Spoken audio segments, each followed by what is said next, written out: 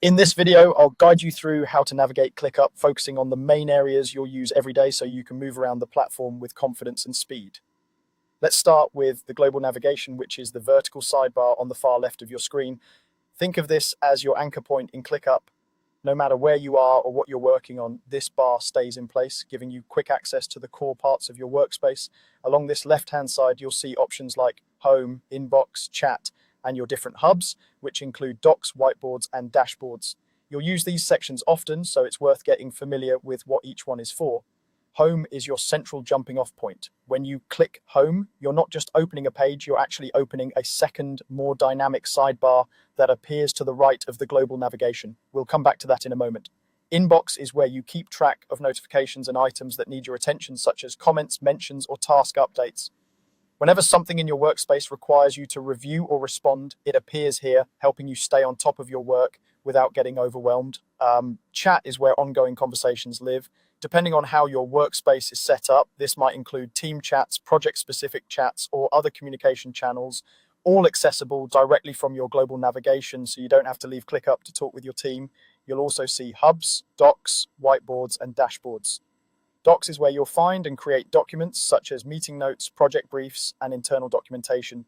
Whiteboards give you a visual space for brainstorming, mapping out ideas, or sketching workflows. Dashboards are your high-level views of work where you can see metrics, charts, and widgets that summarize what's going on across your projects. These hubs are grouped in the global navigation, so you can jump into the right type of workspace quickly. Now let's move to the Home sidebar, which is what appears when you select Home in that left-hand bar. Today, I'll show you how this area works and why it's considered the dynamic center of your navigation. When you click Home, a new sidebar opens, usually taking up the central area of your view. This is where your hierarchy lives, and it's where you can drill down into the actual structure of your work. In ClickUp, the hierarchy is made up of spaces, folders, and lists. Spaces are your broad categories or departments. Inside each space, you can have folders that group similar projects or themes. Within those folders, lists organize individual tasks. As you move through this hierarchy, you can quickly jump from high-level planning down to specific tasks without ever leaving the Home sidebar. This structure makes it easier to keep your work organized and avoid losing track of where things belong. You'll also see favorites in this Home sidebar. Favorites are items you've marked because you access them often, like a key project list or a frequently used document.